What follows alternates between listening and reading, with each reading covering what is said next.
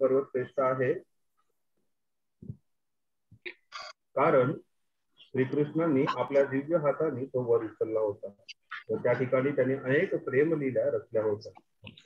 या सर्वापेक्षाही श्री राधाकुंड श्रेष्ठ आहे, कारण ते ठिकाण गोकुलपती श्रीकृष्णांच्या प्रेमामृताने तुडुंब भरून गेले आहे.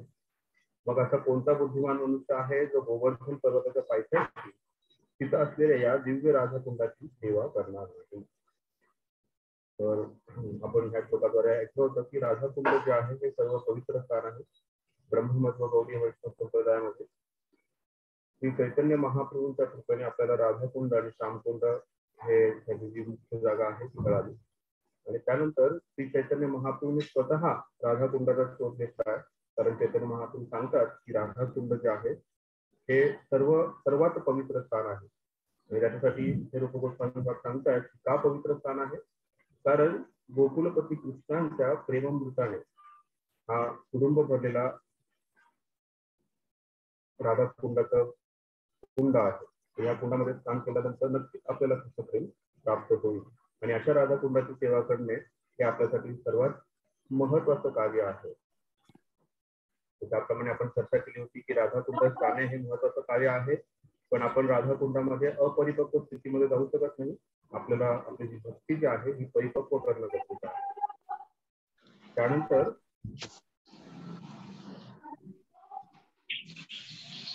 त्यांना आवाज येत नाहीये का व्यवस्थित?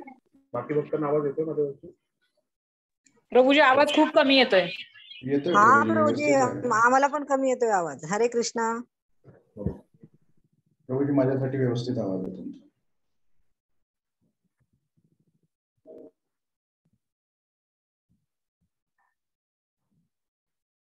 हरे कृष्णा. आता येतोय आवाज व्यवस्थित? नाही येते प्रभू. हा येतोय प्रभूजी, व्यवस्थित आवाज येतोय. येतोय प्रभूजी, येतोय आवाज. फोन मध्ये कमी असेल कदाचित आवाज त्यांचा. आमचा रेंजचा प्रॉब्लेम असणार आहे. मग त्याचे हेडफोन्स लावून घ्या तुम्ही व्यवस्थित करून. ज्यांना आवाज येतोय त्यांनी आपले फोन चेक करा किंवा लॅपटॉप चेक करा आणि हेडफोन लावून घ्या.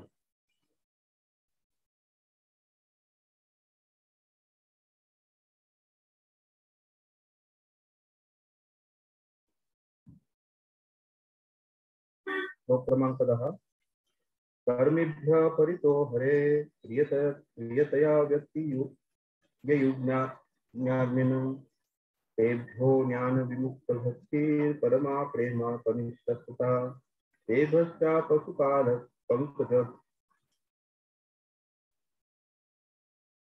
पंकजश्चता होपी ताराधिका प्रेष्ठा त्वदीयं तदीयतरसि तां नाश्रयेत सह पृथ्वी. भाषांतर. शास्त्रात असे म्हटले आहे की सर्व प्रकारच्या सकामकर्मी लोकांमध्ये ज्याला उच्चतर जीवन मूल्यांचे प्रगत ज्ञान प्राप्त झालेले आहे तो भगवान हरींना विशेष प्रिय आहे. या लोकांना ज्ञानी म्हणतात. आणि अशा अनेक ज्ञानीजनांपैकी जो ज्ञानाच्या बळावर खरोखर मुक्त झालेला आहे तो कदाचित भक्तिमय सेवेस प्रारंभ करू शकतो. तो इतरांपेक्षा श्रेष्ठ आहे, तथापि त्याने प्रत्यक्षात विशुद्ध कृष्ण प्रेम प्राप्त केलेले आहे. जो ज्ञानमुक्त व्यक्तीपेक्षा श्रेष्ठ आहे, उच्चतर भक्तांमध्ये गोपिका श्रेष्ठ आहे, कारण त्या गोपाळ कृष्णांवर सदैव आश्रित असतात. सर्व गोपींमध्ये श्रीमती राधाराणी श्रेष्ठ आहे, कारण ती श्रीकृष्णांना सर्वाधिक प्रिय आहे. तिचे कुंड हे भगवान श्रीकृष्णांना तिच्या इतकेच प्रिय आहे. तर मग राधाकुंडाच्या तटावर निवास करणे आणि आनंदी भक्तिमय भावनेने भारलेल्या चिन्मय शरीराद्वारे प्रेरित होऊन श्री राधा गोविंद या दिव्य युगलाची प्रेममय सेवा करण्यास कोण नकार देईल. या ठिकाणी दिव्य युगलांच्या अष्टकालीय लीला नित्य घडत असतात. खरोखर राधाकुंडाच्या तटावर भक्तिमय सेवा करणारे भक्त ब्रह्मांडामध्ये सर्वात भाग्यवान होत. ब्रह्मांडे भ्रमिते कोण भाग्यवान जी, गुरु कृष्ण कृपा पाय भक्तिलता दी. तर आपल्याला भक्तिलतेचे हे बीज प्राप्त झालेलं आहे गुरु आणि कृष्णांच्या कृपेमुळे. तर त्यामुळे आपल्याला जी कृष्ण भक्ती प्राप्त झालेली आहे, श्रील प्रभुपादांची चैतन्य महाप्रभूंचा जो आश्रय आपल्याला प्राप्त झाला, त्यामुळे आपण फार अति भाग्यवान जीव आहोत. बऱ्याच वेळा लोक वृंदावन धामामध्ये सुद्धा येतात किंवा वेगवेगळ्या धामात असतात, पण तरीही त्यांना योग्य प्रकारचं ज्ञान नसल्यामुळे किंवा योग्य प्रकारच्या संप्रदायाचा संबंध नसल्यामुळे बऱ्याच लोकांना जे आहे ते पूर्ण ज्ञान प्राप्त होत नाही. आणि पूर्ण ज्ञान प्राप्त न झाल्यामुळे व्यक्ती भ्रमित होतो किंवा विचलित होऊन जातो. आपला जो मार्ग आहे, प्रमुख मार्ग कृष्ण प्रेम प्राप्तीचा, त्यातून विचलित होतो.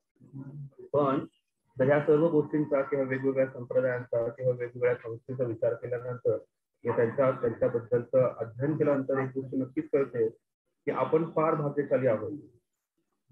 आपल्या बऱ्याच काही कालच मी त्याच्यामध्ये प्रभुपादजींचा की बऱ्याच जन्मांचे यज्ञ तप केल्यानंतर व्यक्तीला हरे कृष्ण महामंत्राचा जप करण्याची संधी मिळते. आणि त्यात अशा प्रकारे हरे कृष्ण मंत्राची जप करण्याची संधी आणि असा एक योग्य संप्रदाय जिथे श्रील प्रभुपादांची योग्य ती शिकवण आपल्याला मिळत आहे. तर त्यामुळे आपण अति भाग्यवान आहोत. आणि या श्लोकामध्ये सांगितलंय, जर व्यक्तीला राधाकुंडाची सेवा करायला मिळत असेल तर ब्रह्मांडामध्ये त्याच्यापेक्षा भाग्यवान व्यक्ती कोणीच नाही. त्यामुळे आपल्याला जेव्हा कधी आपण वृंदावन धामात येऊ, राधाकुंडाला दर्शन घेणे, राधाकुंडात जाऊन तिथे प्रणाम करणे, तिथे आचमन करणे, प्रार्थना करणे, हे आपल्याला फार महत्वाची गोष्ट आहे. आपण सध्या तरी आपण राधाकुंडामध्ये जाऊन तिथे राहू शकत नाही.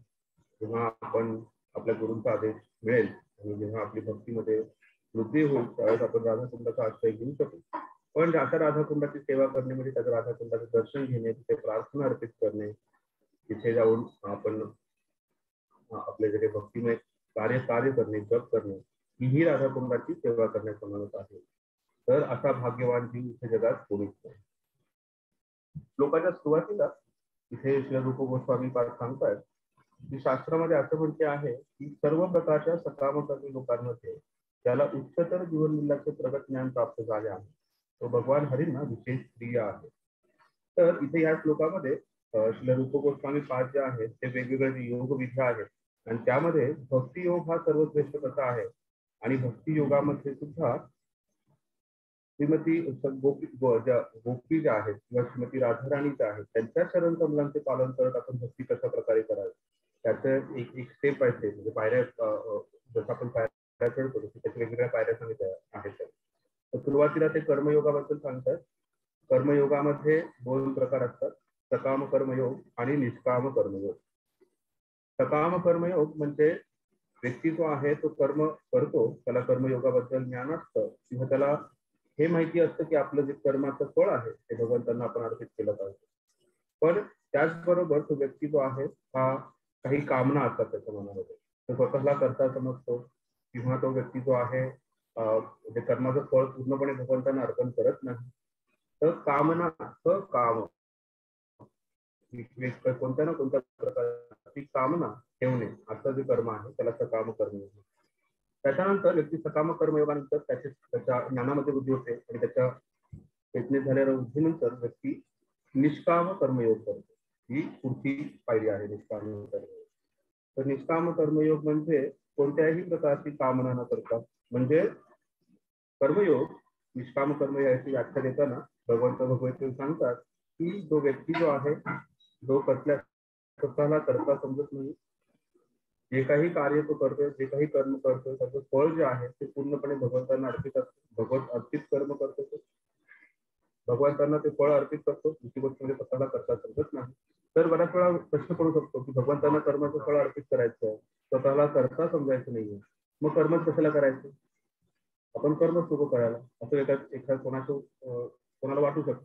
तर त्यावेळेस भगवंत हेही सांगतात की तो अकर्मचं पालन करू शकत नाही, त्याला कर्म हे करावं लागतं.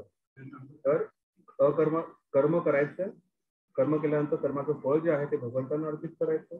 आणि तिसरी महत्वाची गोष्ट म्हणजे कर्माचा कर्ता मी नाही, की भगवंत श्रीकृष्ण जे आहे ते सर्व कर्माचे कर्ते आहेत, हे समजणं आपल्याला फार गरजेचं आहे.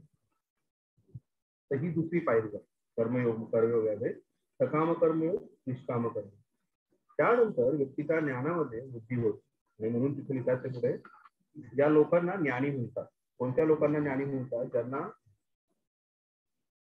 ज्ञान प्राप्त होते आणि ज्ञानाचं प्राप्ती होऊन त्यांना ही गोष्ट कळते की भगवान कृष्ण जे आहेत ते पूर्ण पुरुषोत्तम भगवान आहेत आणि त्यांच्याबद्दल जाणणे, त्यांच्याबद्दल ज्ञान अर्जन करणे हे आपल्याला फार महत्वाचं आहे.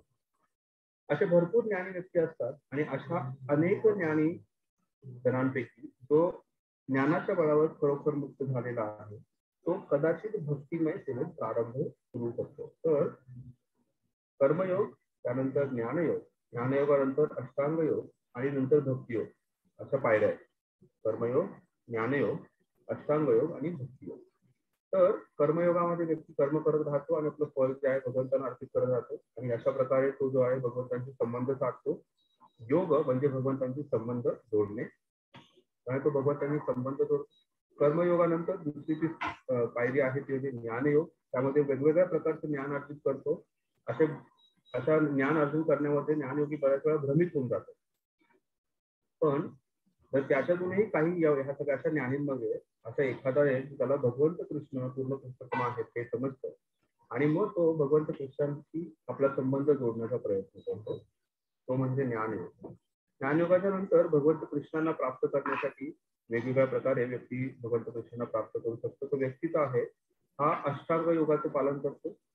अष्टांग योगामध्ये 8 अंग असतात, आपण शिकवायचं. आणि काही व्यक्ती अशामध्ये अशा बऱ्याच लाखो ज्ञानींमध्ये 1/4 व्यक्ती जो आहे तो कदाचित भगवंतांची भक्ती योगामध्ये सेवा करू शकतो. भक्ती योगाची त्याची प्रारंभ होऊ शकतो. तर हा जो रस्ता जो आहे तो फार खडतर आहे आणि त्याला बरेच जन्म लागू शकतात व्यक्तीला त्या रस्त्यातून जाण्यासाठी.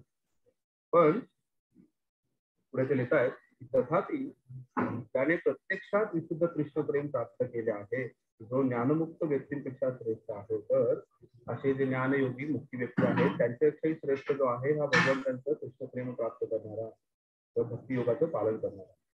तर त्यामुळे सुरुवातीला म्हणलो की आपण जे आहोत हे फार भाग्यवान आहोत कारण आपण अशा खडतर मार्गातून जातो. आपण जो आहोत आपण आपल्याला हरे कृष्ण महामंत्र जप करण्याची संधी मिळाली आहे.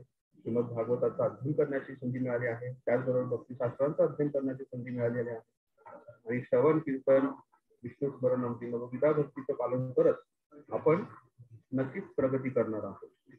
तर त्याच्याबद्दल आपण जास्त चर्चा भगवद्गीतेच्या 4थ्या अध्यायात करणार आहोत. त्याला योगा लॅडर म्हणतात, योगाची शिडी म्हणतात. त्याच्यामध्ये आपण ह्या गोष्टीवर आणखी जास्त विश्लेषण करणार आहोत. पण सर्वात श्रेष्ठ जे आहे ते म्हणजे कृष्ण प्रेमाची प्राप्ती करणे.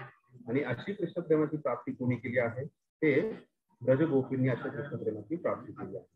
आणि त्यामुळे एक श्लोक येतो जेव्हा भगवंतांबद्दल स्मरण करायचं असतं, भगवंतांची जेव्हा विग्रह सेवा मी करतो त्याचा श्लोक असा म्हणतो की नाहम विप्रो नच नरपती नापी वेष्टो न चक्रो नाहम वर्णी नच ग्रहपती न वनस्तो गतीव किंतु प्रोज्ञान अखिल पूर्णाम पृथ्वी गोपीर भरपूर पदकमलयो दास दास दासानुदा. त्याचा अर्थ असा होतो की नाहम विप्रो नच नरपती, मी एक ब्राह्मण नाहीये, मी क्षत्रिय नाहीये, ना की मी कोणी वैश्य आहे की शूद्र आहे.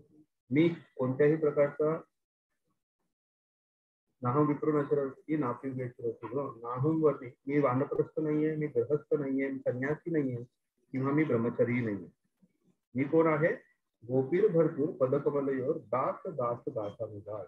तर या श्लोकाच्या द्वारे श्रील रूप गोस्वामी सांगताय की आपल्याला भक्ती योगाचं पालन करताना दास दास दास भावामध्ये गोपींच्या चरण कमलांचा दास बनायचा आहे.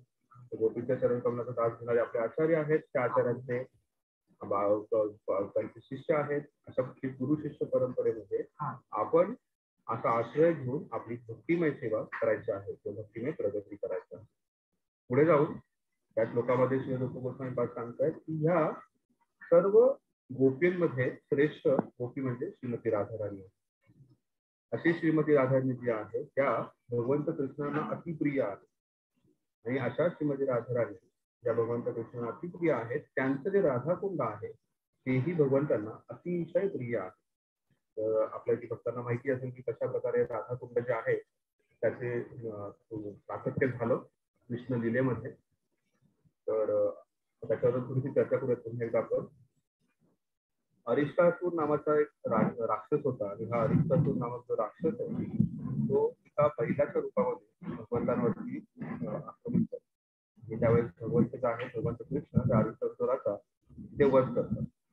ज्या ठिकाणी अरिष्टासुराला भगवंत फेकतात तिथे एक मोठा खड्डा होतो आणि त्या ठिकाणी मग राधाराणी आणि सगळ्या गोपी ब्रजगोपी येतात आणि या सगळ्या ब्रजगोपी आणि राधाराणी कृष्णा सांगतात की तू गोहत्या केली होती, तुम्ही गोहत्या केली.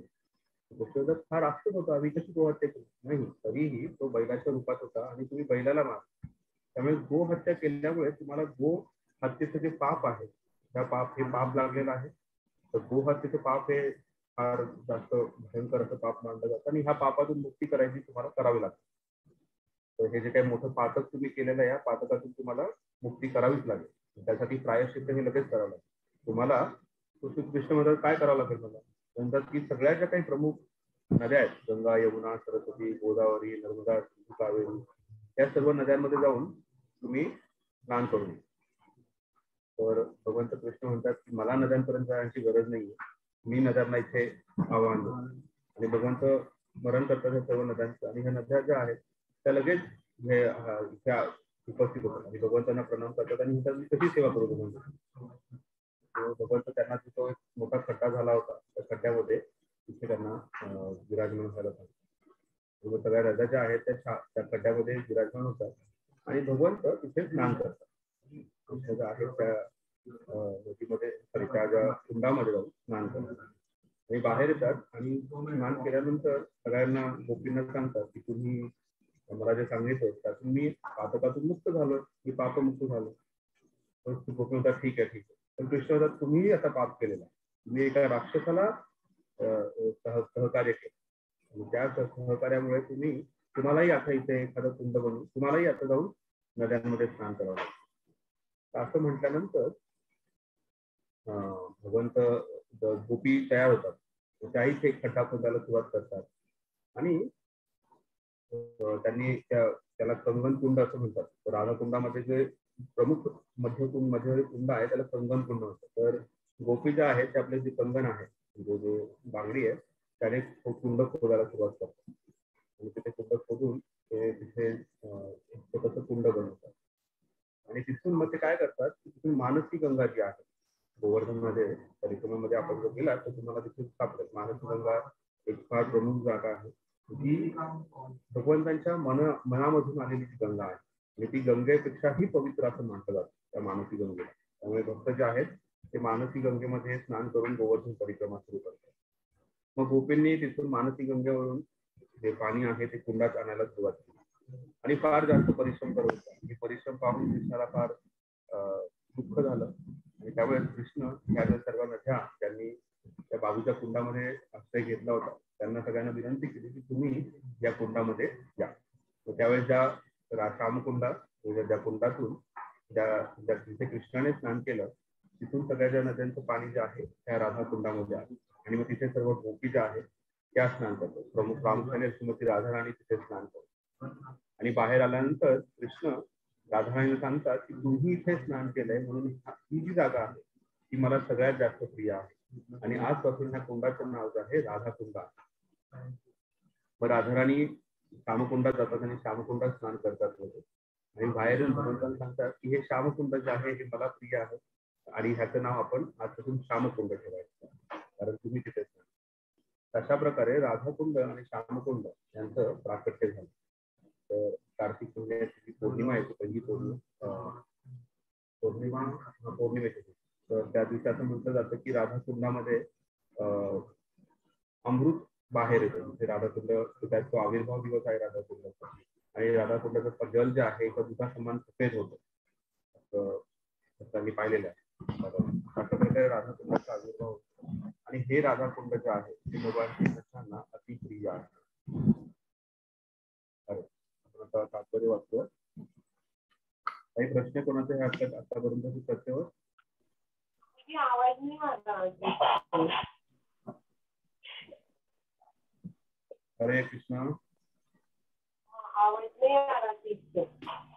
हरे कृष्ण. माताजी तुम्ही हेडफोन लावाल का?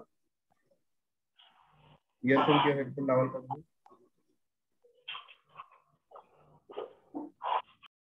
प्रभूजी इकडे आवाज आहे व्यवस्थित. हो, ठीक आहे. आता आपण तात्पर्य वाचूया. कोणी वाचतंय तात्पर्य?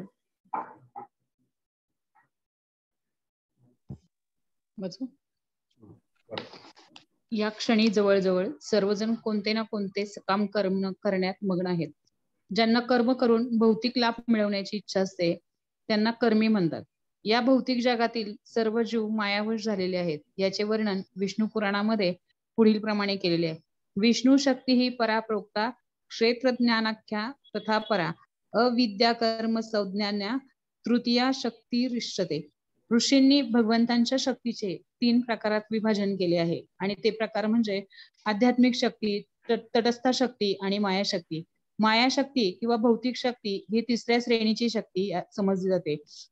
मायाशक्तीच्या कचाट्यात सापडलेले जीव डुकरा कुत्र्यांप्रमाणे केवळ इंद्रिय भोगांकरिता काबाड कष्ट करतात. तरी देखील या जीवनात किंवा पुण्यकर्मे करून पुढील जीवनात वेदांमध्ये वर्णिलेले यज्ञ करण्याकडे काही कर्मी आकर्षित होतात. अशा प्रकारे त्यांच्या पुण्याईच्या बळावर त्यांना स्वर्गलोकाची प्राप्ती होते. वास्तविक जे लोक वैदिक आदेशांचे काटेकोर पालन करून यज्ञ करतात त्यांना चंद्रलोक किंवा त्यापेक्षाही श्रेष्ठ लोकांची प्राप्ती होते. भगवद्गीतेत सांगितल्याप्रमाणे क्षीणे पुण्य मर्त्यलोकम विश्रंती. त्यांची तथाकथित पुण्याई संपल्यावर त्यांना परत मर्त्यलोक किंवा पृथ्वीवर पाठविले जाते. असे लोक पुण्यकर्मांच्या बळावर जरी स्वर्गामध्ये जाऊन हजारो वर्षापर्यंत सुखोपभोग घेत असले तरी त्यांच्या पुण्याईचा क्षय होताच ते भूतलावर परतून येतात. पाप अथवा पुण्य करणाऱ्या सर्व कर्मी जनांची ही स्थिती आहे. या पृथ्वीवर आपल्याला अनेक व्यापारी, राजकीय पुढारी व इतर लोक आढळतात आणि त्यांना केवळ भौतिक सुखातच स्वारस्य असते. ते पाप पुण्याचा जराही विचार न करता पैसे मिळविण्याच्या मागे असतात. अशा लोकांना कर्मी किंवा भोगवादी म्हणतात. कर्मी लोकांपैकी काही विकर्मी लोक असतात आणि ते वैदिक आदेशांना झुगारून देतात. वैदिक ज्ञानाच्या आधारावर कर्म करणारे सकाम कर्मी भगवान विष्णूंना प्रसन्न करण्याकरिता आणि त्यांच्याकडून वरप्राप्तीकरिता यज्ञ करतात. अशा प्रकारे त्यांना उच्च लोकाची प्राप्ती होते. असे कर्मीजन विकर्मींपेक्षा श्रेष्ठ असतात कारण ते वेदांच्या आदेशाचे पालन करतात आणि ते श्रीकृष्णांना निश्चित प्रिय असतात. भगवद्गीतेत भगवान म्हणतात की ए यथा माम प्रपद्यन्ते तांस तथैव भजाम्यहम. ज्या प्रमाणात मनुष्य मला शरण येतो त्या प्रमाणात मी त्याला फळ देतो. श्रीकृष्ण इतके दयाळू आहेत की ते भक्तांच्या इच्छा तर सोडाच परंतु कर्मी व ज्ञानी लोकांच्या इच्छाही पूर्ण करतात. कर्मीजनांना स्वर्गलोकाची प्राप्ती झाल्यानंतरही जर सकाम कर्माविषयी आसक्ती असली तर मृत्यूनंतर त्यांना नवीन भौतिक देह धारण करावा लागतो. एखाद्याने पुण्यकर्म केल्यास त्याला स्वर्गलोकात एका देवाचे शरीर मिळते किंवा तत्सम उच्च श्रेणीचे भौतिक सुख मिळते. उलट पक्षी पापकर्मे करणाऱ्यांचे पतन होते व त्यांना पशु, वृक्ष किंवा वनस्पती म्हणून जन्म घ्यावा लागतो. अशा प्रकारे विकर्मी अर्थात वैदिक आदेशांचे पालन न करणाऱ्या दुराचारी लोकांची विद्वान ऋषीमुनी प्रशंसा करीत नाहीत.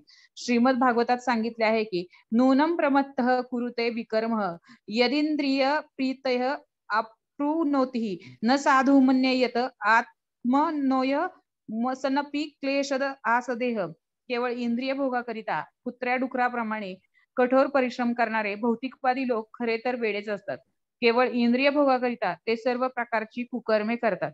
भौतिक सकाम कर्मे बुद्धिमान मनुष्याला मुळीच शोभत नाहीत कारण अशा सकाम कर्माचे फळ म्हणून त्याला दुःखमय असे भौतिक शरीर धारण करावे लागते.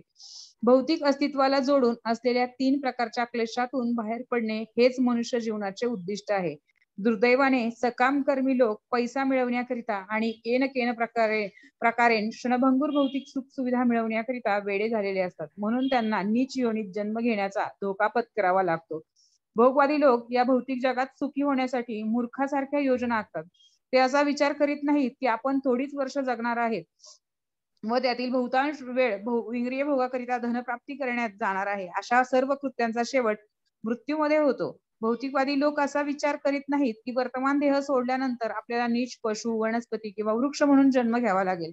अशा प्रकारे त्यांची सर्व कृत्य मनुष्य जीवनाचे उद्दिष्ट पराभूत करणारे असतात. त्यांचा जन्म तर अज्ञानातच झालेला असतोच आणि त्यांची विचारधाराही अज्ञानाने भरलेली असते. या अवस्थेत ते विचार करतात की गगनचुंबी इमारती, मोठ्या गाड्या, मान सन्मान या सर्व गोष्टींच्या रूपाने आपल्याला भौतिक लाभ मिळत आहे. त्यांना माहित नसते की पुढच्या जन्मी आपले पतन होईल व आपल्या सर्व कृत्यांचे एकच फळ मिळेल, पराभव स्थावत अबोध जात. हा श्रीमद भागवताचा निर्णय आहे. म्हणून आपण आत्मतत्व जाणण्याकरिता उत्सुक असले पाहिजे. तर इथे प्रभुपाद जे आहेत ते भगवद्गीतेमध्ये एक श्लोक येतो त्यामध्ये भगवंत सांगतात की 3 प्रकारचे कर्म भगवंत वर्णन करतात तिथे, कर्म, अकर्म आणि सकर्म विकर्म. सकर्म, अकर्म आणि विकर्म.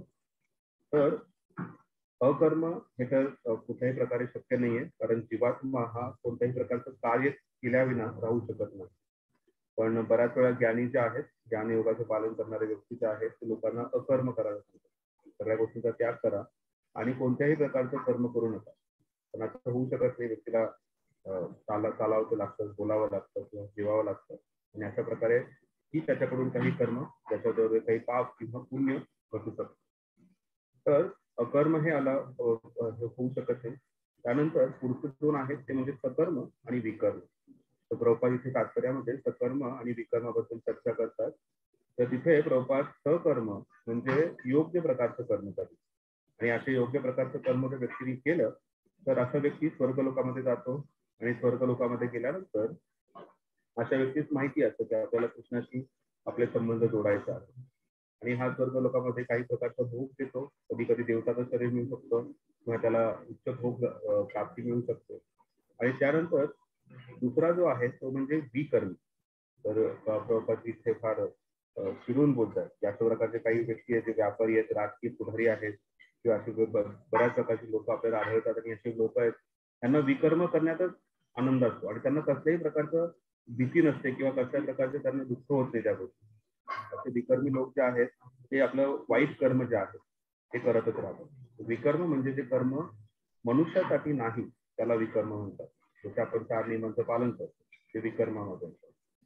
अशा प्रकारचे आपण विकर्म करू नये.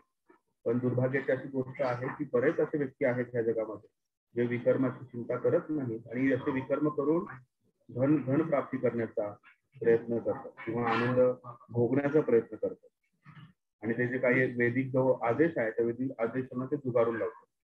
तर आपल्याला हे विकर्माचं लागायचंच नाहीये. आपण सकर्म करत किंवा आपण म्हणू शकतो की आपण भगवत अर्पित कर्म करणं गरजेचं आहे. त्याला आपण निष्काम कर्मयोग सुद्धा म्हणू शकतो. तर एक भक्तियोगी जो असतो तो हे आपलं कार्य करतच असतो, पण तोही तो कार्य करतो ते कार्य त्याला भगवत अर्पित कार्य असलं गरजेचं.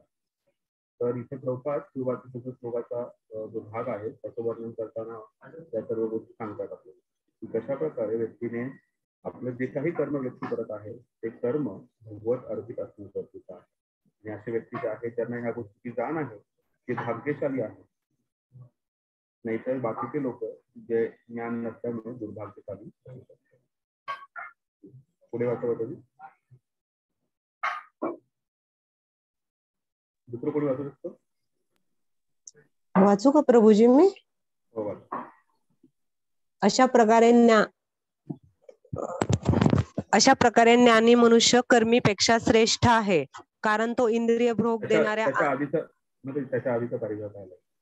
त्याच्या आधीचा म्हणून आपण म्हणून आपण आत्मतत्व जाणण्याकरता उत्सुक असले पाहिजे. आत्मतत्वाने आपण जाणतो की आपले स्वरूप म्हणजे भौतिक देह नसून आत्मा हे आहे. जोपर्यंत आपण या स्तरावर येत नाही तोपर्यंत आपण अज्ञानाच्या स्तरावर असतो. केवळ इंद्रियांच्या संतोषाकरता आपला मौल्यवान वेळ व्यर्थ घालवणाऱ्या हजारो नव्हे तर लाखो लोकांपैकी कदाचित एखादा मनुष्य ज्ञानाच्या स्तरावर येतो व त्याला जीवनाची उच्च स्तर मूल्ये समजतात. अशा व्यक्तीला ज्ञानी म्हणतात. ज्ञानी मनुष्य जाणतो की सकाम कर्मे आपल्याला भवबंधनात टाकतील आणि त्यामुळे आपल्याला एका मागोमाग एक भौतिक शरीर स्वीकारित राहावे लागेल. श्रीमद भागवतातील शरीर बंध या शब्दाने सुचवल्याप्रमाणे जोपर्यंत मनुष्य इंद्रिय सुखाची कामना करतो तोपर्यंत त्याचे मन सकाम कर्मात लिप्त राहते आणि त्यामुळे त्याचा सतत पुनर्जन्म होत राहतो. अशा प्रकारे ज्ञानी मनुष्य कर्मीपेक्षा श्रेष्ठ आहे, कारण तो इंद्रिय भोग देणाऱ्या अंधकर्मापासून निदान परावृत्त झालेला असतो. हा प्रत्यक्ष भगवंतांचा निर्णय आहे. तथापि कर्मी लोकांच्या अज्ञानापासून जरी ज्ञानी मनुष्य मुक्त असला तरी जोपर्यंत तो भक्तिमय सेवेच्या स्तरावर येत नाही तोपर्यंत त्याला सुद्धा अज्ञानी समजले जाते. अशा मनुष्याला ज्ञानी म्हणून स्वीकारलेले असले तरी त्याचे ज्ञान अशुद्धच समजले जाते, कारण त्याला भक्तिमय सेवेसंबंधी काहीच ज्ञान नसते व त्यामुळे तो भगवंताच्या चरण कमलांची उपेक्षा करतो. जेव्हा एखादा ज्ञानी भक्तिमय सेवेचा स्वीकार करतो तेव्हा तो सामान्य ज्ञानी व्यक्तीपेक्षा श्रेष्ठ ठरतो. अशा प्रगत मनुष्याला ज्ञान विमुक्त भक्तिपरम असे म्हणतात. ज्ञानी कशा प्रकारे भक्तिमय सेवेचा स्वीकार करतो याचे वर्णन भगवद्गीतेत 7.19 केलेले आहे. तिथे श्रीकृष्ण म्हणतात की बहुना जन्मजन्मांते ज्ञानावान्म प्रपद्यन्ते वासुदेव सर्वमिती स महात्मा सुदुर्लभा. अनेकानेक जन्म आणि मृत्यूनंतर ज्याला वास्तविक ज्ञान होते तो मी अस्तित्वातील सर्व गोष्टींच्या कारणाचे परम कारण असल्याचे जाणून मला शरण येतो. असा महात्मा अत्यंत दुर्लभ असतो. श्रीकृष्णाच्या चरण कमलांची शरणागती पत्करणारा मनुष्य वास्तविक बुद्धिमान असतो, परंतु असा महात्मा फार दुर्मिळ असतो. निर्दिष्ट विधींना अनुसरून भक्तिमय सेवा केल्यावर मनुष्य नारद, सनक आणि सनातन यांच्यासारख्या महान वैष्णवांच्या चरण चिन्हांचे अनुसरण करून रागानुभक्तीच्या स्तरावर येतो. त्यावेळी भगवंत त्याला श्रेष्ठ म्हणून स्वीकारतात. कृष्ण प्रेमाचा विकास केलेले भक्त निश्चितच श्रेष्ठ आहेत. या सर्व भक्तांपैकी गोपिकांना श्रेष्ठ समजले जाते, कारण श्रीकृष्णांना संतुष्ट करण्याव्यतिरिक्त त्यांना इतर काहीच माहित नसे. शिवाय त्या श्रीकृष्णांकडून कोणत्याही मोबदल्याची अपेक्षा करीत नसत.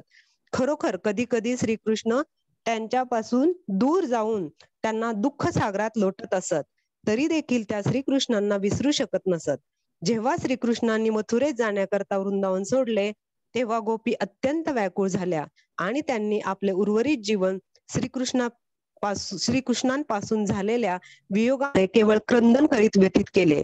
याचा अर्थ असा की एका दृष्टीने त्या श्रीकृष्णांपासून कधीच दूर झाल्या नव्हत्या. कृष्ण स्मरण आणि श्रीकृष्णांचा संग यात काहीच भेद नाही. उलट विप्रलंब सेवा किंवा श्रीकृष्णांचे दूर राहून केलेले स्मरण चिंतन हे श्रीकृष्णांची प्रत्यक्ष सेवा करण्यापेक्षा फार श्रेष्ठ आहे. श्री चैतन्य महाप्रभूंनी सुद्धा असेच विरह भावनेमध्ये श्रीकृष्णांचे चिंतन केले होते. अशा प्रकारे जितक्या भक्तांमध्ये श्रीकृष्णांकरता विशुद्ध भक्तिमय सेवा विकसित झाली आहे त्यांच्यामध्ये गोपिका सर्वात श्रेष्ठ आहेत आणि या गोपींमध्ये श्रीमती राधाराणी सर्वोच्च आहे. कोणीही श्रीमती राधाराणीच्या भक्तीपेक्षा श्रेष्ठ भक्ती करू शकत नाही. खरोखर स्वयं श्रीकृष्ण सुद्धा श्रीमती राधाराणीचा भाव समजू शकत नाहीत, म्हणून त्यांनी तिचे पद स्वीकारले व तिचे दिव्य भाव समजण्याकरताच ते श्री चैतन्य महाप्रभू म्हणून अवतरले. अशा प्रकारे श्री रूप गोस्वामींनी क्रमशः असा निष्कर्ष काढला आहे की श्रीमती राधाराणी ही श्रीकृष्णांची सर्वोच्च भक्ती आहे व तिचे कुंड हे सर्वोच्च तीर्थस्नान आहे.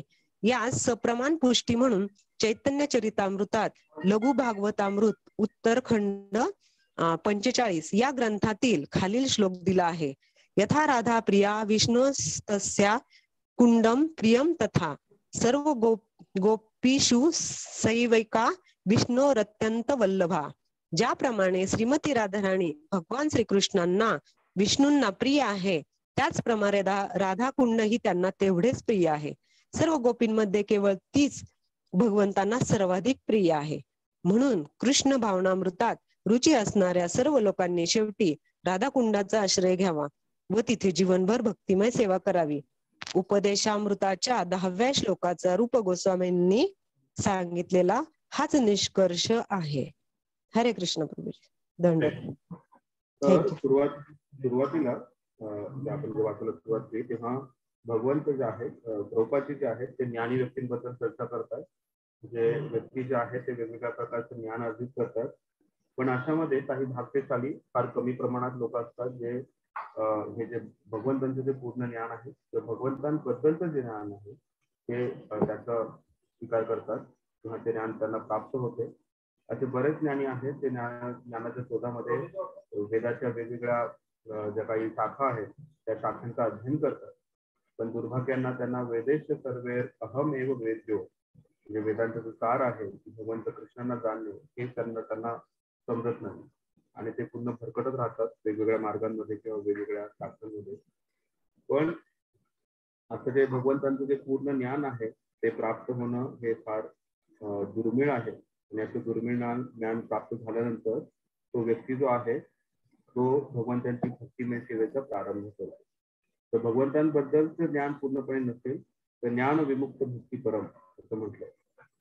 आणि भक्ती जो आहे हा भगवंतांची जी सेवा आहे त्याचा स्वीकार करणार आहे. पुढे गोपाल सांगतात बहुनाम जन्मनामांते ज्ञानवानाम प्रपद्यते वासुदेवम सर्वमिती स महात्मा सुदुर्लभ. तर तो असा महात्मा जो आहे तो फार दुर्लभ आहे. कोणता महात्मा? ज्याला भगवंतांबद्दल वासुदेवम सर्वमिती, वासुदेव भगवंत हे सर्व काही आहे हे ज्या जोपर्यंत त्या व्यक्तीला समजत नाही असं ज्ञान प्राप्त झालेला व्यक्ती जो आहे हा फार दुर्मिळ आहे. आणि अनेक जन्म घेतल्यानंतर जन्ममृत्यूच्या चक्रानंतर हे वास्तविक ज्ञान जे आहे की वासुदेव हेच सर्व कारणांचे कारण आहे हे समजणं फार दुर्मिळ आहे. आणि मग आता त्या व्यक्तीला समजतं की भगवंत सर्व आहे, सर्व काही कारणांचे कारण आहेत आणि त्यांची भक्तिमय सेवा करणे हे आपलं मनुष्य जीवनाचा उद्देश आहे असं समजल्यानंतर तो भक्तिमय सेवा चालू करतो. आणि अशा भक्तिमय सेवा करणाऱ्या वैष्णवांबद्दल महाभागवतांबद्दल प्रभुपाद सांगतात की नारद, सनत, सनातन असे जे महान वैष्णव आहेत त्यांच्या चरणचिन्हांचे आपल्याला पालन करणं गरजेचं आहे. आणि अशाच वैष्णवांच्या चरणचिन्हांचे पालन करताना सर्वश्रेष्ठ ज्या आहेत त्या म्हणजे गोपी आहेत. तर गोपींबद्दल सांगताना भगवंत प्रभुपाद इथे 3 गोष्टी सांगतायत. एक म्हणजे गोपी ज्या आहेत त्यांना भगवंतांना संतुष्ट करणे हेच सर्व काही त्यांचं जीवनाचे उद्देश आहे. त्यानंतर दुसरी गोष्ट सांगतात की भगवंतांना संतुष्ट केल्यानंतर त्यांना त्या भगवंतांकडून काही अपेक्षा ठेवत नाही. भगवंतांनी आपल्याला मी त्याच्याशी आपला बऱ्याच वेळा व्यापार असतो ना, मी 1 दिल्यानंतर आपल्याला 10 मिळावा असं आपल्याला अपेक्षा असते. पण गोपी ज्या आहेत त्या भगवंतांकडून कसल्याही प्रकारची अपेक्षा करत नाही. आणि प्रभुपादजी दुसरी गोष्ट सांगतात की कोणत्याही परिस्थितीमध्ये त्या भगवंत कृष्णांना विसरत नाही. आणि यामुळे गोपी ज्या आहेत त्या सर्वश्रेष्ठ आहेत. जसं प्रभुपादजी उदाहरण देतात की भगवंत जेव्हा मथुरेला गेले तर मथुरेला गेल्यानंतर भगवंतांनी त्यांना नेहमी हे आश्वासन दिलं होतं की मी नक्की परत येईल. आणि त्याच आश्वासनावरती त्यांनी पूर्ण जीवनभर भगवंतांच्या वियोगामध्ये, भगवंतांच्या स्मरणामध्ये त्यांनी आपलं पूर्ण जीवन जे आहे ते चालू ठेवलं. आणि ते कधीही कोणत्याही क्षणी भगवंतांना विसरलं नाही. तर हा जो भाव आहे गोपींचा, ह्या भावामुळे त्या गोपी ज्या आहेत त्या सर्वश्रेष्ठ भगवंतांच्या भक्त मानल्या जातात. आणि अशा गोपींमध्ये सर्वात श्रेष्ठ म्हणजे श्रीमती राधाराणी आहे. आणि अशा राधाराणी ज्या आहेत त्या नेहमी भगवंतांना आनंद प्रदान करतात. त्या जे काही करतात ते भगवंतांच्या प्रसन्नतेसाठी करतात. आणि भगवंत हे हा राधाराणीचा जो भाव आहे की तो समजण्यासाठी आपल्याला माहिती की श्री चैतन्य महाप्रभू या 500 वर्षापूर्वी आले होते की हा राधाराणीचा कोणता भाव आहे, तो एवढा श्रेष्ठ भाव आहे, तो समजण्यासाठी राधाराणी इथे आल्या. आणि मग पुढे प्रभुपाद सांगतात की अशा राधाराणी ज्या आहेत त्यांना जे प्रिय कुंड आहे ते म्हणजे राधा कुंड आहे. आणि अशा राधा कुंडाची सेवा आपल्याला करणं फार गरजेचं आहे. त्याचबरोबर या श्लोकामध्ये आणखी एक गोष्ट येते ती म्हणजे या ठिकाणी दिव्य युगलांच्या अष्टकालीय लीला नित्य घडत असतात. तर भगवंतांच्या अष्टकालीय म्हणजे 8 प्रहरांमध्ये वेगवेगळ्या ज्या लीला या होत असतात भगवंतांच्या. तर त्याची चर्चा आपण भक्ती रसामृतमध्ये करूया पुढे जाऊन की कशा प्रकारे. एक गोष्ट मला आठवते की इथे जो भाषांतरामध्ये प्रभुपाद श्री राधा गोविंद या दिव्य युगलांची प्रेमसेवा करण्यास कोण नकार देईल. तर आपण रोज सकाळी आपण ही प्रार्थना बोलतो, रोज सकाळी आपली प्रार्थना गातो. कोणाला माहिती का आपण काय प्रार्थना गातो की श्री राधा गोविंद या दिव्य युगलांची प्रेममय सेवा करण्यास कोण नकार देईल. कुठे गातो, कोणाला काही आहे कल्पना? तुलसी आरती करताना का प्रभूजी? यस. जुगल रूप राशी. यस, ठीक आहे. कोणाचा काही प्रश्न आहे श्लोक क्रमांक 10 वर?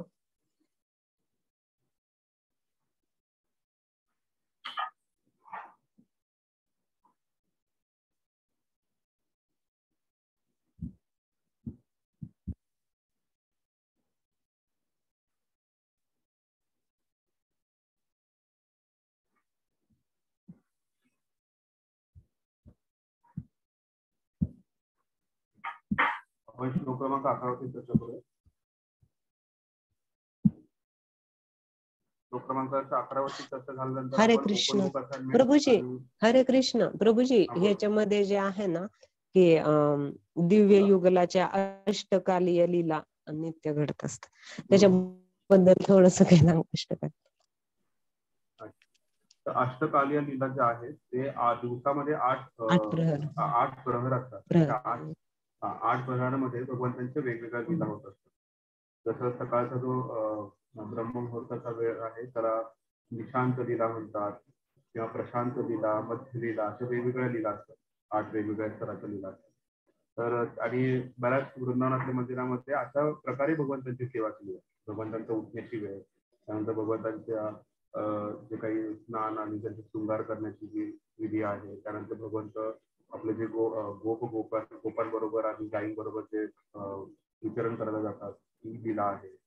आणि असं करत करत रात्री लीला आणि संध्याकाळची भगवंताची लीला आहे त्या वेगवेगळ्या. संध्याकाळची अशी की भगवंत पुन्हा परत येतात वृंदावन धामामध्ये आणि सगळ्या गोपी ज्या आहेत ज्या वयस्कर गोपी आहेत त्या त्यांची वाट पाहत असतात.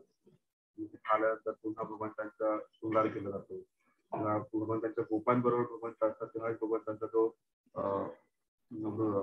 जंगलातला शृंगार केला जातो. त्या सगळ्या वेगवेगळ्या लीला आहेत त्याच्यामध्ये.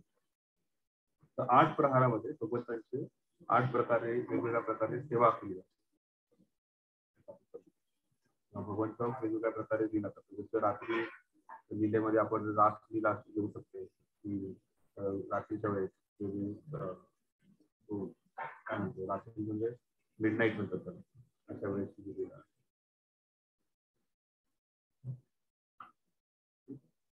वेगवेगळे जे 8 प्रहर आहेत त्या 8 प्रहारांमध्ये वेगवेगळ्या प्रकारची लीला.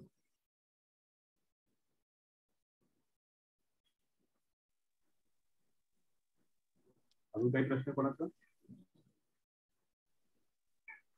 थँक्यू प्रभूजी. श्लोक क्रमांक 11. कृष्णस्य उच्च प्रणयवती प्रेमस्थिति अपि राधा कुंडम च अस्य मुनिः अभितः तादृक एव व्यथायि यत्प्रेष्ठ अलम अस्तुलभम किं पुनः भक्तिभाजम तत्प्रेम इदं तत्कृतम् अपि सर तानु आविष्करोति. वाचांतर. आनंद प्रदान करणाऱ्या अनेक वस्तूंमध्ये आणि ब्रजभूमीतील सर्व प्रिय गोपींमध्ये श्रीमती राधाराणी श्रीकृष्णांच्या प्रेमाचा सर्वात मौल्यवान विषय आहे. आणि महामुनींनी वर्णन केल्याप्रमाणे तिथे दिव्य कुंड प्रत्येक बाबतीत श्रीकृष्णांना तितकेच प्रिय आहे. निसंदेह महान भक्तांसाठी राधाकुंड अतिशय दुर्लभ आहे. मग सामान्य भक्तांना त्याची प्राप्ती करणे याहूनही कठीण आहे. जर या पवित्र जलाशयात कोणी एकदा जरी स्नान केले तरी त्याच्या ठायी शुद्ध कृष्ण प्रेम पूर्णपणे जागृत होते.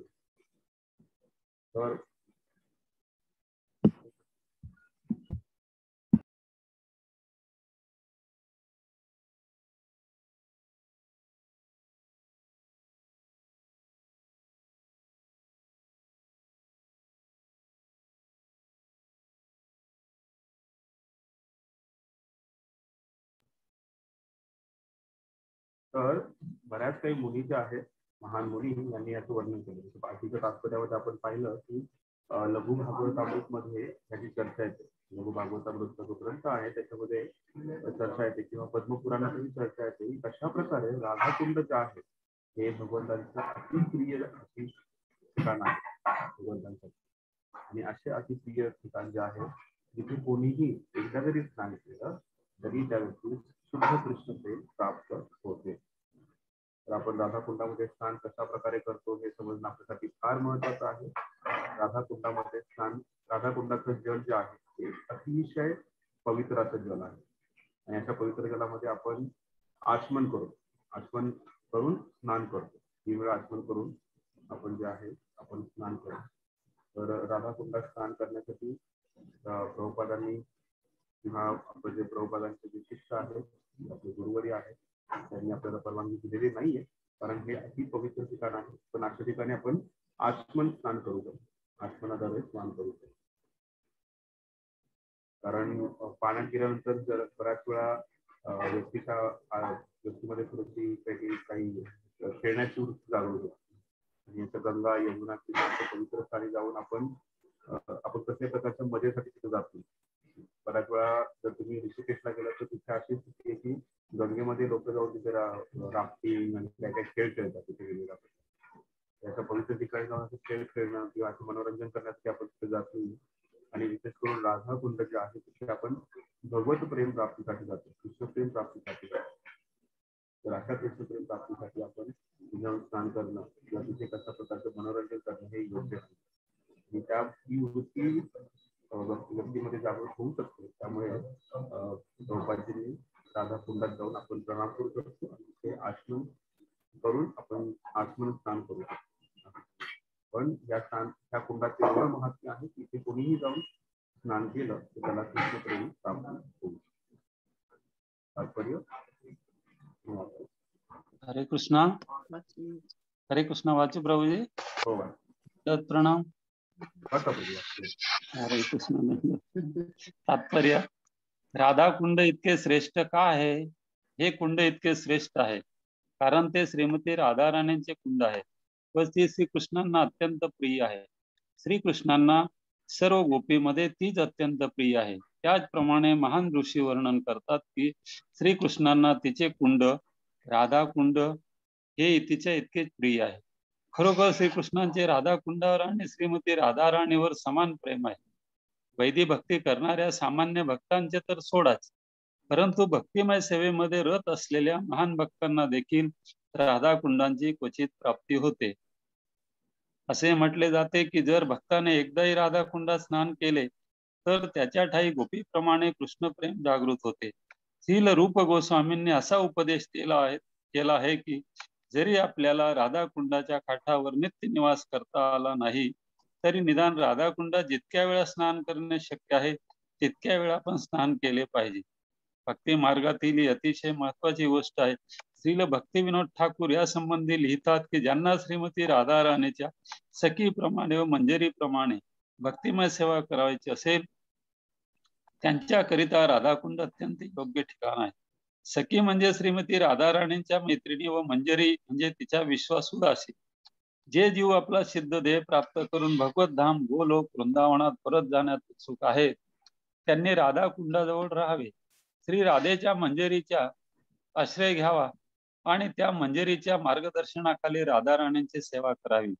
श्री चैतन्य महाप्रभूंच्या संरक्षणाखाली भक्तिमय सेवा करणाऱ्यांकरिता हीच सर्वश्रेष्ठ पद्धत आहे. या संबंधात शील भक्ती सिद्धांत सरस्वती ठाकूर लिहितात की नारद आणि सनक यांच्यासारख्या महामुनी व महान वैष्णवांना सुद्धा राधा कुंडात स्नान करण्याची संधी मिळत नाही. मग साधारण भक्ताविषयी काय बोलावे? जर मत भाग्याने कोणाला राधा कुंडाकडे जाण्याची व केवळ एकदाही स्नान करण्याची संधी मिळाली तर तो अगदी गोपीप्रमाणे दिव्य कृष्ण प्रेम विकसित करू शकतो. मनुष्याने राधा कुंडाच्या काठावर राहावे व भगवंतांच्या प्रेममय सेवेत पूर्णपणे निमग्न व्हावे असे शास्त्रांनी सांगितलेले आहे. आपण तिथे नियमितपणे स्नान करावे व श्री राधावतीच्या सेविकांचा आश्रय घेऊन सर्व भौतिक संकल्पनांचा त्याग करावा. जर कोणी संपूर्ण जीवनभर अशा प्रकारे संलग्न राहिला तर वर्तमान शरीर सोडल्यावर तो श्री राधेची तशाच प्रकारची सेवा करण्याकरिता भगवत धामात परत जाईल की ज्या सेवेचे त्याने राधा कुंडाच्या काठी आयुष्यभर चिंतन केले होते. एकूण निष्कर्ष असा की राधा कुंडाच्या तीरावर निवास करणे आणि तिथे प्रतिदिन स्नान करणे हीच भक्तिमय सेवेची परमावधी होय. नारदांसारख्या महामुनींना व परमभक्तांना देखील ही स्थिती प्राप्त करणे कठीण आहे.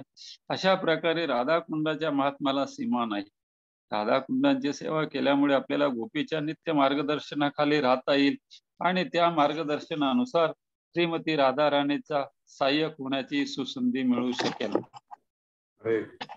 हरे कृष्ण. राधा कुंडाची महात्म्याची काही सीमा नाही आहे. राधा कुंडाचे महात्म्य जे आहे ते अगणित आहे आणि ते भगवंत कृष्णांना अति प्रिय आहे. अशा राधाकुंड जेव्हा कधी आपल्याला संधी मिळेल तेव्हा आपण जाणं गरजेचं आहे आणि तिथे जाऊन भगवंतांना प्रणाम करणे, भगवंतांच्या राधाकुंडाला प्रणाम करणे, त्याचा शरण घेणे आपल्याला फार गरजेचं आहे. आणि आपल्या आचार्यांनीही आपल्याला दाखवून दिलं आहे. जसं मी मागे सांगितलं होतं की आपण जर तिथे गेला तर तिथे जानवा माताजी ज्या आहेत नित्यानंद प्रभूंच्या पत्नी होत्या. नित्यानंद गेल्यानंतर पूर्ण वैष्णव संप्रदाय जो होता आपला गौडी वैष्णव संप्रदाय तो जानवा माताजीच्या अध्यक्षतेखाली चालू होता. अशा जानवा माताजी, त्यानंतर कृष्णदास कविराज गोस्वामी, त्यानंतर बाकीचे चैतन्य चरितामृत लिहिलं किंवा सुबोध गोस्वामी, अशा बऱ्याच आचार्यांनी तिथे राधाकुंडांचं शरण घेतलं. त्यांनी राधाकुंडामध्ये जाऊन त्यांचे तिथे भजन केलं. त्यांची भजन कुटीर आहे आणि बाकीही बरेच आचार्य जे आहेत त्यांनी राधाकुंडाचं शरण घेतलं. आणि आपणही नक्कीच राधाकुंडाचं शरण घेऊ, पण तेही पुन्हा आपल्या भक्तीच्या परिपक्व स्थितीमध्ये आपली जेव्हा कधी भक्तीमध्ये निवृत्ती होईल, आपण अनर्थ निवृत्तीच्या ज्या काही जंजाळात अडकलो आहोत त्या अनर्थ निवृत्तीतून आपण मुक्त होऊ, त्यानंतर नक्कीच आपण राधाकुंडाचं शरण घेऊ. असे जे राधाकुंड आहे ते भगवंत कृष्णांना अति प्रिय आहे. असे जे राधाकुंड आहे तिथे सखी मंजरी ज्या निश्चित रूपाने उपस्थित आहेत आणि त्यांच्या सखी मंजरींच्या आदेशाने आपल्याला श्री राधा आणि कृष्ण यांची सेवा प्राप्त होईल. अशा राधाकुंडाचं शरण आपण नक्कीच घेणं गरजेचं आहे आणि तिथे राधाकुंडात स्नान केल्यामुळे व्यक्तीला कृष्ण प्रेम प्राप्त होऊ शकते. प्रश्न कोणाचं? हरे कृष्ण प्रभुजी, दंडवत प्रणाम. प्रभुजी, वैधी भक्ती म्हणजे काय? तर वैधी साधना भक्ती आणि त्यानंतर राधानुगा भक्ती असे भक्तीचे दोन प्रकार असतात. वैधी साधना भक्ती म्हणजे वैधी भक्ती किंवा वैधी साधना भक्ती असे म्हणतात त्याला. ज्याच्यामध्ये जी नित्य नियमाने आपण जी रोजची साधना करतो ही साधना, ज्याच्यामध्ये हरे कृष्ण महामंत्राचा जप करणे, नित्य नियमाने जो आपल्या गुरूंना आपण जो ज्या प्रकारे आपण शपथ दिलेली आहे, त्यानंतर त्याचबरोबर 4 नियमांचे पालन करणे, त्याचबरोबर श्रीमद भागवतम आणि भागवतमचं भगवद्गीतेचं नित्य रूपाने स्मरण करणे, श्रवण करणे, ही जी आहे याला आपण वैधी साधना भक्ती म्हणू शकतो. साधना म्हणजे जे आपले नियमितपणे साधना चालू ही साधना भक्ती किंवा वैधी साधना भक्ती. त्यानंतर दुसरी जी आहे ती रागानुगा भक्ती. रागानुगा भक्ती म्हणजे वैदिक साधना भक्तीमध्ये व्यक्तीने परिपूर्णता प्राप्त केल्यानंतर व्यक्तीला कॉन्टिन्युअस डिवोशन करू, म्हणजे त्यांच्या अशी व्यक्तीची जी आहे ती उत्स्फूर्तपणे व्यक्ती जो आहे ती भगवंतांची भक्ती. ह्याच्याबद्दल जास्त डिटेलमध्ये चर्चा जी आहे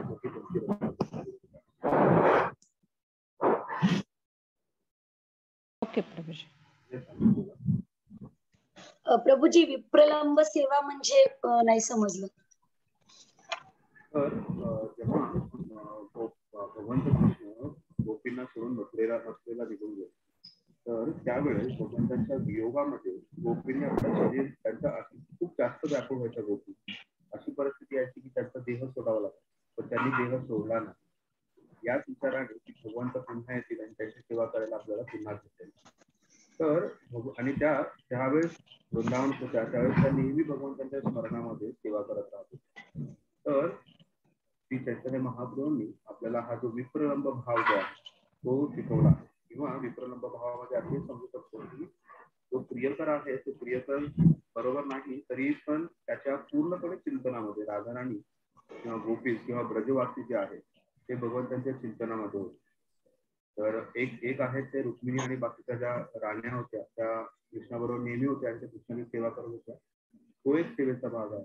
पण त्याच्यापेक्षाही उच्च स्तराचा भाव म्हणजे विप्रलंब भाव होता, ज्याच्यामध्ये व्यक्तीला वियोग आहे आपल्या प्रियकरापासून, भगवंत कृष्णापासून गोपींना वियोग होता, पण तरीही त्या नेहमी भगवंतांच्या स्मरण चिंतनामध्ये त्यांची सेवा करत होते.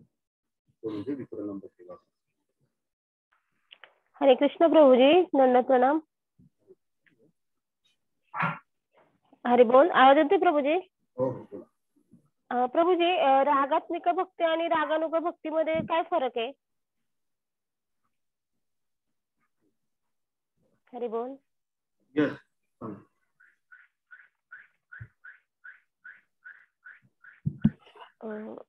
रागात्मिका वैदिक साधना भक्ती, त्याच्यानंतर रागानुगा भक्ती. रागानुगा भक्तीमध्ये रागभक्तीमध्ये दोन प्रकार असतात, रागात्मिका भक्ती आणि रागानुगा भक्ती. तर रागात्मिका भक्ती म्हणजे ज्याच्यामध्ये भगवंतांबद्दल जी उत्स्फूर्त प्रेम जे आहे ते व्यक्तीला प्राप्त झालेलं आहे, किंवा राग या शब्दाचा अर्थ आहे आसक्ती. भगवंतांप्रती भगवत सेवेप्रती त्या व्यक्तीला आसक्ती प्राप्त झालेली आहे. आणि अशा आसक्तीबरोबर तो जो आहे ते शास्त्राचे जे नियम आहेत, शास्त्राने जे नियम दिलेले आहेत भक्ती करण्यासाठी किंवा मनुष्य जीवन जगण्यासाठी, ते नियम त्याचा तो काटेकोरपणे पालन करत असतो. आणि हे जे आहे ब्रजवासींमध्ये ही रागात्मिका भक्ती दिसली. त्यानंतर आहे ती रागानुगा भक्ती. रागानुगा भक्तीमध्ये व्यक्ती जो आहे हा रागात्मिका भक्तीचा जो थोडासा वरचा स्तर आहे त्याचं पालन करतो. तो जो आहे भगवंतांचा रागानुगा भक्त जो आहे हा भगवंतांचा नित्य सेवक असतो. तो भगवंतांच्या नित्य सेवेमध्ये असतो. आणि तिथे तो जो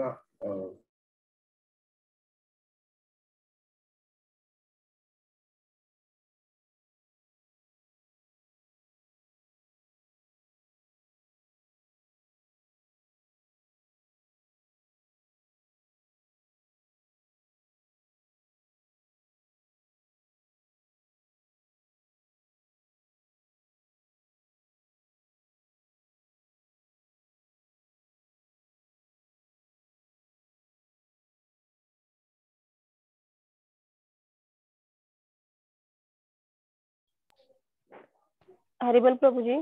तुमचा आवाज येतोय प्रभूजी. हरे कृष्ण. हा आवाज नाही येते, मला वाटलं नेटवर्कचा प्रॉब्लेम आहे, ते होतील. हा बरं येतील. एक मिनिट.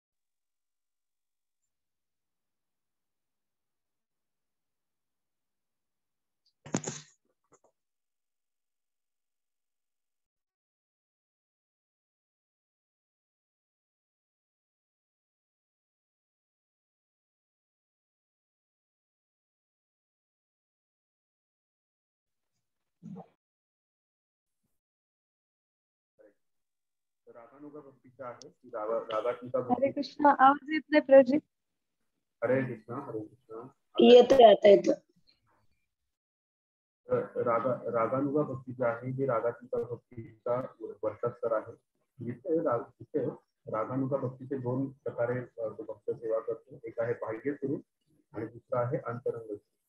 तर बाह्य स्वरूपाने रागानुगा भक्त जो आहे तो साधना भक्तीचं पालन करतो, नियमित जप करण्याचे भगवंतांचे सेवन करतो. पण अंतरूपाने त्याला त्याचं स्वरूप जे आहे ते स्वरूप सिद्ध म्हणू शकतो की स्वरूप जे आहे ते माहिती असतं. आणि भगवंतांच्या कोणत्या स्वरूपात ते भगवंतांची सेवा करत आहे हे अंतरंगाने त्याला मागसाठी पूर्णपणे जाणार. आणि ब्रजवासींच्या चरणकमलांचं पालन करत, महान संतांच्या चरणकमलांचं पालन करत तो आपलं जीवन जे आहे हे आपलं जे पूर्णपणे जीवन पुढे चालू करतो. तर ही विशेषता आहे रागानुगा भक्ताची. त्याला जे आपलं जे स्वरूप आहे दान झालेलं आहे. ठीक आहे वाटतं? हा हरे कृष्ण दंड. ठीक आहे प्रभूजी. हरे बोल.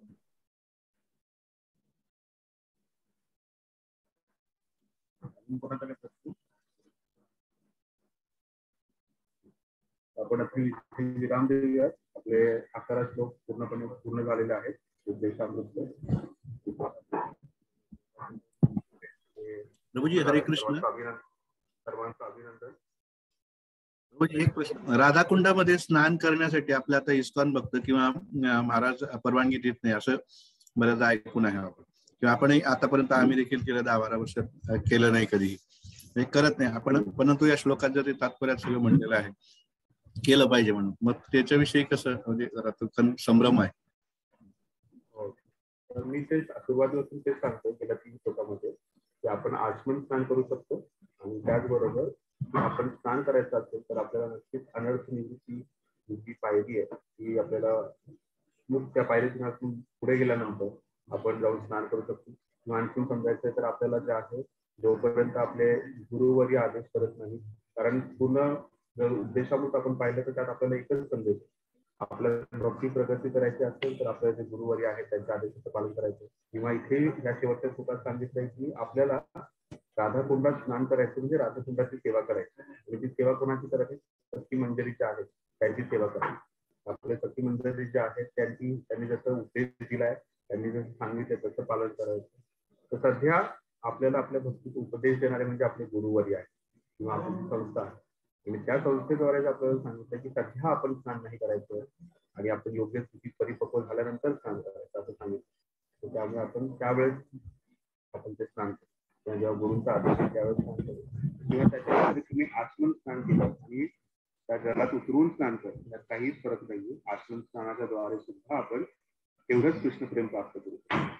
असं म्हणतात आचमनासाठी आपण तुम्ही हातात जल घेता आणि जी काही इच्छा प्रकट कराल म्हणजे त्या इच्छेने जेव्हा आपण तुम्ही त्या राधाकुंडाचा जल स्वीकाराल ती नक्कीच इच्छा पूर्ण होणार. आणि आपली इच्छा प्रामुख्याने कृष्णप्रेम प्राप्तीची असतात. नक्कीच आपल्याला कृष्णप्रेम प्राप्त.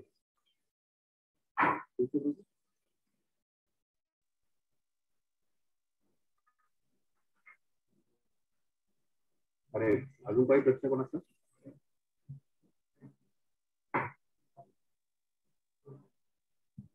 ठीक, आपण इथे ते पूर्ण झालेलं आहे उद्देशामृत. आणि पुढच्या रविवारी 11 ते 1 परीक्षा होणार आहे. आणि त्याचबरोबर पुढच्या रविवारपर्यंत तुम्हाला ओपन बुक असाइनमेंट जे आहे ते सबमिट करायचं आहे.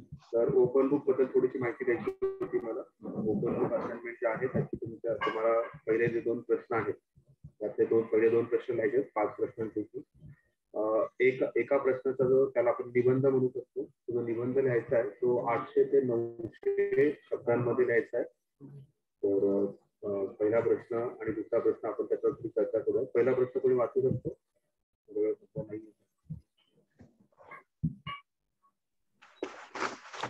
पहिल्या श्लोकामधील संदेश व उदाहरणांच्या आधारे तुम्ही स्वतः तुमच्या इंद्रियांना कसे नियंत्रित कराल याचे सविस्तर वर्णन करा. बरोबर. तर ह्याच्यामध्ये वाचो वेगम, मनस ओढ वेगम, जुहा वेगम, उदर उपस्थ वेगम, हे जे 6 प्रकारचे वेग आहेत त्या वेगांवरती तुम्ही कशा प्रकारे नियंत्रण कराल हे लिहायचं आहे. तर प्रत्येक जो वाचतो म्हणजे आपल्या बोलण्यावरती कशा प्रकारे नियंत्रण करा. तर ह्याच्यामध्ये तुम्हाला श्लोकात काय दिले म्हणजे तात्पर्यामध्ये ह्याच्याबद्दल काय दिले ते थोडक्यात लिहायचं. आणि त्यानंतर तुम्ही स्वतःच्या जीवनामध्ये हे कसं नियंत्रण करा.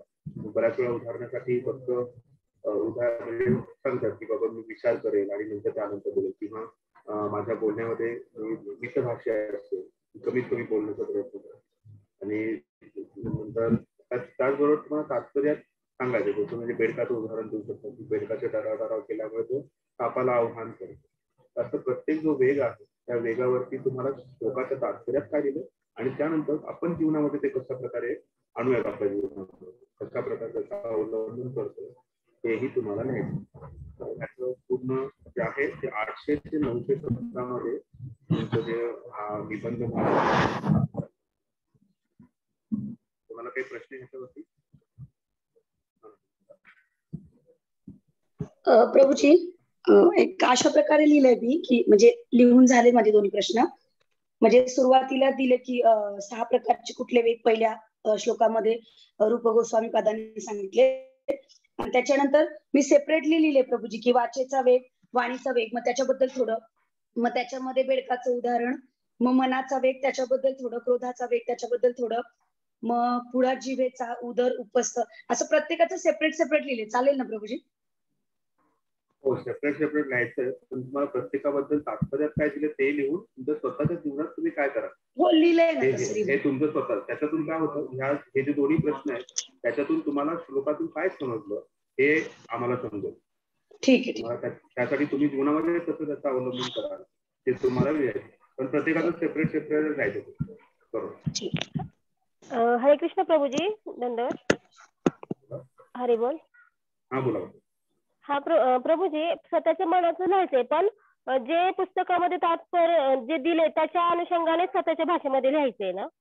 हो हो, मला दोन्ही गोष्टी लिहायच्यात माताजी. की श्लोकामध्ये ह्याचं महत्व काय सांगितलंय, वाचो वेग म्हणजे काय, त्याचं महत्व काय, त्याचं उदाहरण काय दिलंय श्लोकामध्ये ते लिहायचं. आणि हे मी माझ्या जीवनात कसं काय लावलं, कसं काय पुस्तकाचा आधार घेऊनच आपल्या जीवनात आपण कसं ते वापरू हे पुस्तकाचा आधारच लिहायचंय ना. बरोबर. आणि दुसरं म्हणजे त्यामुळे त्याला ओपन बुक असं म्हणतात. म्हणजे लिहिताना म्हणजे आपण स्पिरिच्युअलच्या ह्याच्यात द्यायचं का काही, आपण मी जसं जॉब करतो त्याच्या संदर्भात लिहिलं तरी चालेल? हरे कृष्ण प्रभूजी, आवाज येतोय? कळालं नाही तुला? हा, आपण जे लिहू आता ह्या प्रश्नाचं उत्तर तर ते आपण आपल्या आध्यात्मिक जीवनाच्या याच्यावरच लिहायचं का आपण आपल्या मटेरियल जीवनाच्या याच्यातलं लिहिलं तरी चालेल? तसं काही आध्यात्मिक जीवनामध्ये आपण त्याचं पालन कसं करू केलं आहे. हो. आणि प्रभूजी 800-900 शब्दात तुम्ही म्हटले तर साधारण अंदाजे सांगता येईल काय पेज किती होतील? 1 पेज किंवा 5 पेज शब्दाचं जरा? आपली कशी आपलं लिखाण कसं त्याच्यावरती निर्भर डिपेंड आहे पूर्णपणे. कोणी मोठ्या अक्षरात लिहू शकतो, कोणी काही, पण तरी साधारण 3 पानं तरी व्हायला पाहिजे. 3 पानं तरी. 3 पानं तरी का? पण तुम्ही 800-900 शब्दात द्या. ते सोपं मुद्दा असा की त्याच्यामध्ये फक्त उत्तर योग्य ह्याला अनुसरून असावं, किती लिहिता याच्यापेक्षा. पहिल्या प्रश्नावरती तुला काही प्रश्न आहे? पहिला प्रश्न कसा लिहायचा त्याच्यावरती? हरे कृष्ण प्रभूजी, दंडवत प्रणाम. दोघं प्रश्न लिहायचे प्रभूजी? काय दोघही प्रश्नांची उत्तर लिहायची का? हो, पहिला आणि दुसरा 2 प्रश्नांची उत्तर लिहायची. ठीक आहे.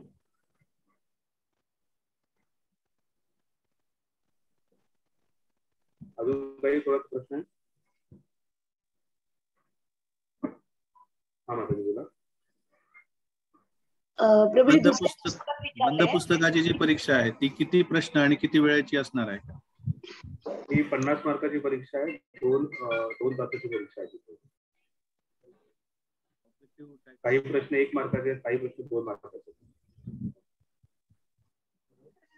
दिलेले आहेत प्रभूजी या पुस्तकामध्ये, ते साधारण 35-37 प्रश्न त्याच्या आधारावर आहे. हे जे प्रश्न जे आहेत तुम्हाला 35 प्रश्न जे दिलेले आहेत आतमध्ये, त्याच्यापैकी 80% प्रश्न तुम्हाला त्याच्यातूनच येणार आहे. आणि त्यानंतर त्याच्याबरोबर जे 4 उपमा दिले आहेत, 4-5 उपमा दिल्या आहेत, किंवा पुस्तकामध्ये बाकीच्या काही उपमा आहेत, त्या उपमा पण तुम्हाला अध्ययन करायचं, त्याच्यावरती तुम्हाला प्रश्न येणार. तो एक उपमा लिहू शकतो. प्रभूजी, आपण 2 प्रश्नांचे मांडायचे, 3रा, 4था, 5वा प्रश्न त्याचं काय?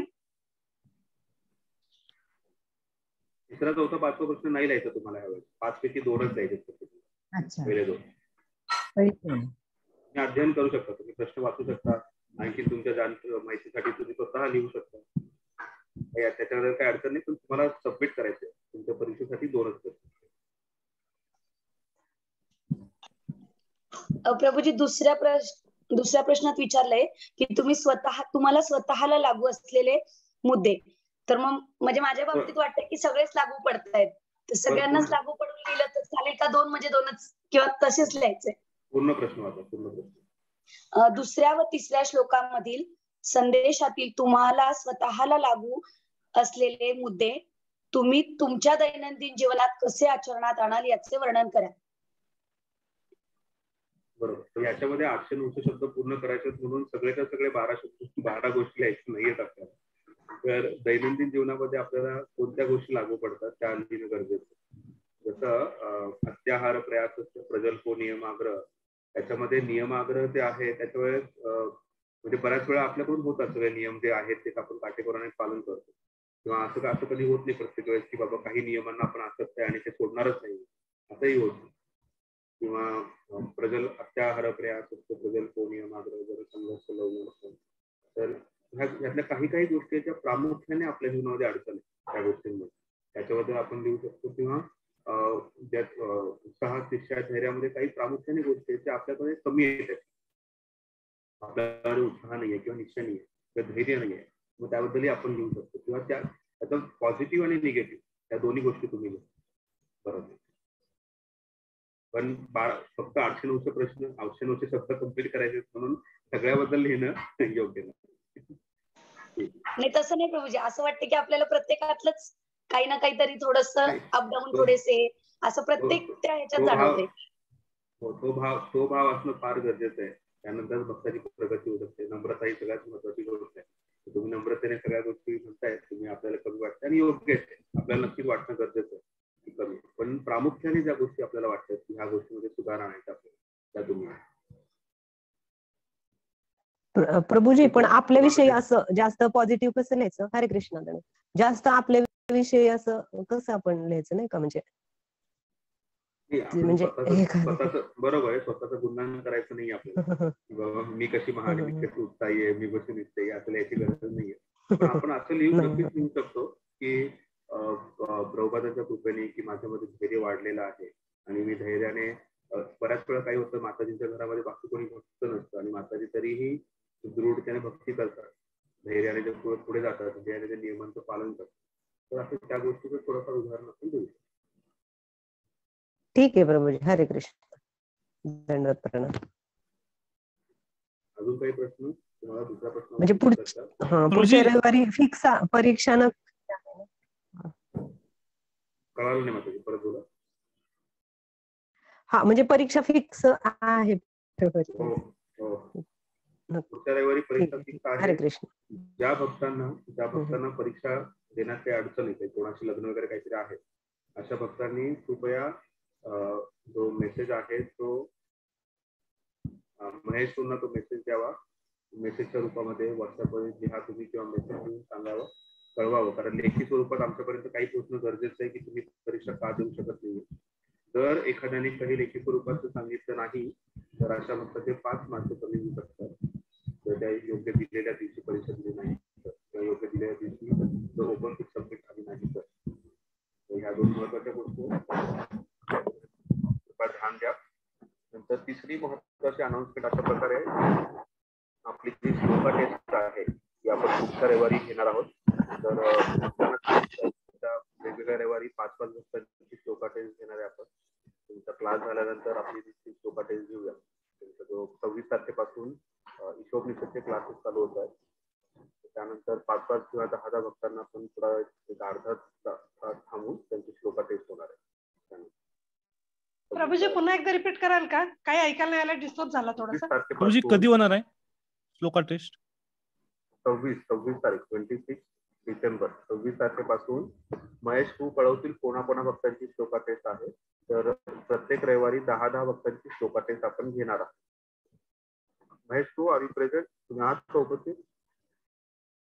येस रोहित, तुम्हाला कळालं ना, अनाउन्समेंट कळाले ना?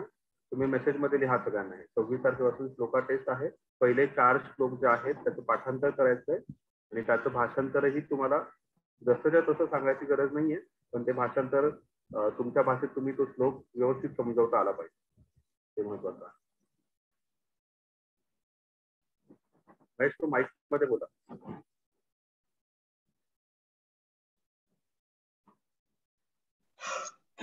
प्रभूजी एकच प्रश्न होता की राहायला मी दूर आहे, तर मग हे जे ओपन बुक टेस्ट आहे ते नेक्स्ट संडेला मंदिरात जेव्हा येईल त्यावेळेस सबमिट केलं तर चालतील का, मध्येच करावे लागतील? हो नाही, तुम्ही 19 तारखेला जेव्हा परीक्षा द्यायला याल त्यावेळेस सबमिट करतील, चालतील.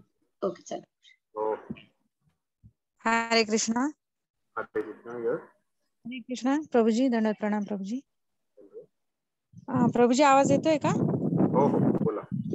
प्रभूजी ऑनलाईन भक्तांसाठी कसं म्हणजे परीक्षेचं स्वरूप कसं राहील रिटर्न मध्ये? म्हणजे जे कोणी ऑनलाईन भक्त आहेत त्यांना परीक्षा त्यांची ऑनलाईनच होणार आहे. तर तुम्हाला 2 कॅमेरे लावायचे. एक कॅमेरा जो आहे तो तुमच्या पेपरवरती असेल आणि तुम्ही जर तुमचे जे कोणी ऑनलाईन भक्त आहेत त्यांनी महेशला सांगा तुम्ही ऑनलाईन भक्त देणार आहात. तुम्हाला एक PDF पाठवली जाईल. त्या PDFचा पासवर्ड जो आहे तुम्हाला तो परीक्षेच्या वेळेस पाठवला जाईल. ती परीक्षा चालू होईल त्यावेळेस तो पासवर्ड पाठवला जाईल.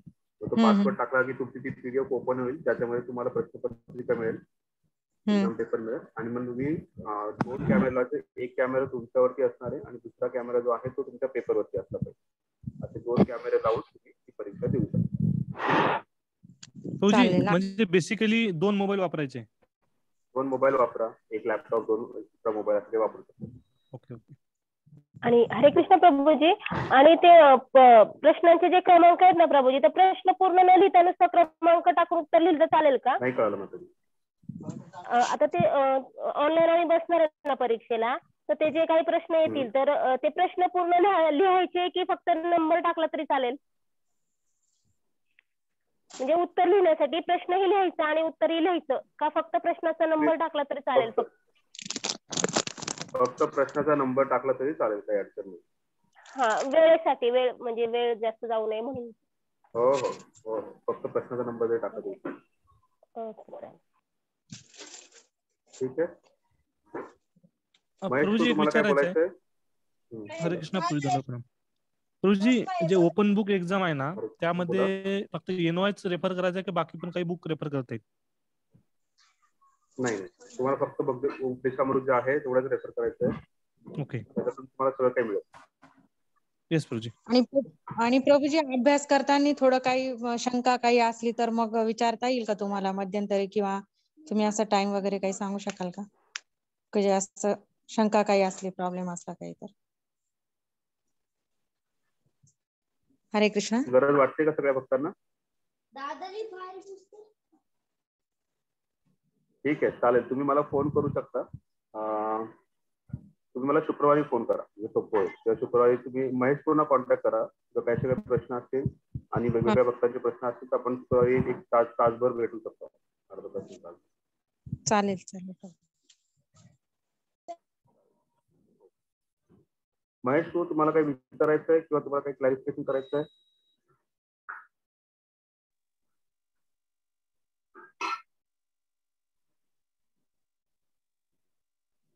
अनम्यूट करा. BBRB क्लासरूम अनम्यूट करा.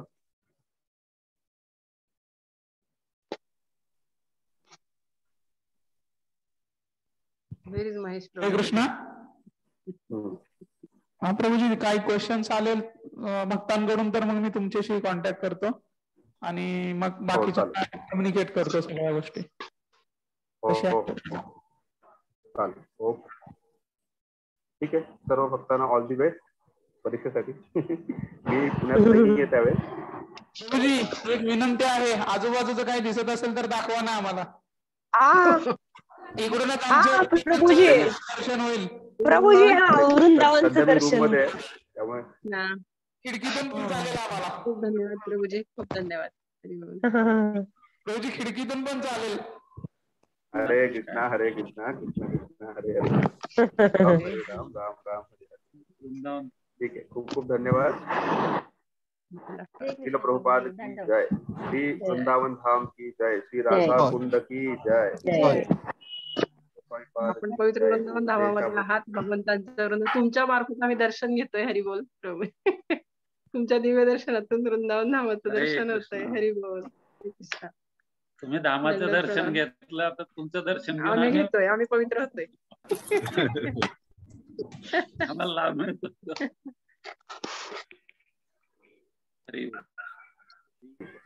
विराम देऊयात आपण. धन्यवाद. हरे कृष्ण.